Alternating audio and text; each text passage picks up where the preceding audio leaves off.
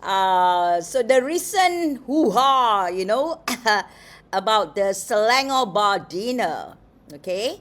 So I read on social media or medias that some Muslim lawyers have apparently aired their grievances over the serving of alcoholic beverages at the recent Selangor Bar Members' Night recently. I think it's in, when is it? I can't remember. Is it March or April?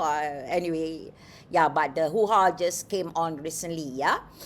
So I'll read you this news that, pengamal undang-undang Muhammad Nazrul Hakim Mat Nazir mempersoalkan sama ada minuman keras dihidangkan pada satu acara membabitkan Majlis Peguam Bar Kaunsil Selangor. Okey. Menurut beliau, rakaman video acara itu yang dimuat naikkan di media sosial mencemarkan dan menjatuhkan imej serta maruah profesion guaman di mata orang awam. Saya tak rasa video sebegini sesuai ditayang di media sosial.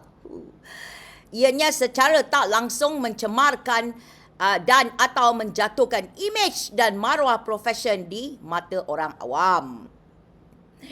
Moga Allah ampunkan dosa saya dan dosa semua umat Islam, katanya menerusi satu hantaran di media sosial. Okey, terdahulu Muhammad Nazrul berkata, beliau sebagai ahli Selangor Bar wajar bertanya, adakah wang yang firma guaman beliau bayar ya untuk subscription fee setiap tahun turut digunakan untuk hidangan minuman keras itu. Okey, jika ia, saya tak reda dan halalkan walau sesen pun duit yang saya bayar digunakan untuk tujuan tersebut, katanya, ya. Ini dari berita My News Hub. Okey. Now let's understand first who this guy is, ya.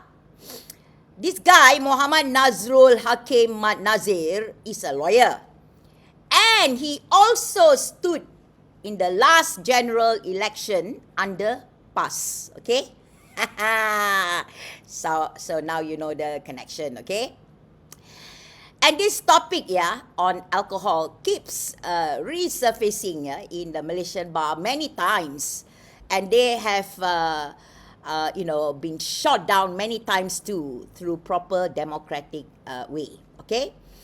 The bar had also clarified many times too that none of members' money being used for alcohol, okay? This guy must be sleeping, I think, okay? Anyway, otherwise, just a simple thing lah. Why would all attendees, any bar event, people will have to pay?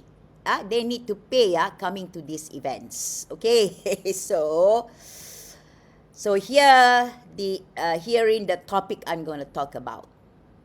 Okay, every few months, like clockwork, we are dragged into the same tired debate. It's not about justice. It's not about corruption. It's not about whether the legal system is serving the people. No, we are here again because of alcohol. Yes, alcohol. And suddenly we are told this is what destroys the dignity of the legal profession. Really? Now let me say this clearly, If the dignity of the legal profession can be shaken by a drink at a social event, then the problem is not the drink, okay? The problem is how shallow your understanding of dignity is, okay? We are part of the Malaysian bar, okay? It's not a mosque. It's not a church. It's not a temple. It is a professional body in a plural society. Muslims, non-Muslims, different beliefs, different values, and yet somehow some people believe their personal religious rules must apply to everyone else in that shared space. Now, let me ask you, since when did professionalism become a religious compliance exercise? Yeah? And let's not pretend this outrage exists in a vacuum. When voices aligned with Parti Islam se-Malaysia, or in short, PIS, or they call themselves PAS, start shouting about morality, you have to ask people, is this about ethics? Or is this about politics dressed up as piety? Because it's very convenient, isn't it? You don't have to talk about judicial independence. You don't have to talk about corruption. You don't have to talk about failing institutions. No. Just about haram. And shout haram. And suddenly, you are the moral guardian of society. Cheap outrage. Instant applause. Zero substance, yeah? And then comes my favorite argument, yeah? My subscription fees are being used for alcohol. Oh, please. By that logic, yeah, vegetarian can object to meat. Conservative can object to music. Someone else can object to men and women standing in the same room. And where does it end? A professional body cannot function if every member walks in saying, everything must comply with my beliefs. That is not professionalism. That is entitlement. Okay, now let's talk about selective outrage. Where is this same fire when lawyers lie, when ethics are breached, when lawyers steal clients' money, when power is abused? Silence. But put a glass of alcohol on the table, suddenly the guardians of morality rise from the ashes. So let's be honest here, yeah? This is not about dignity, yeah? This is about visibility. And it's easy to attack what you can see. It's harder, yeah, to confront what actually matters. And here's the irony, people. Islam itself says there is no compulsion in religion. No compulsion. Not compulsion when convenient. Not compulsion when you have a microphone.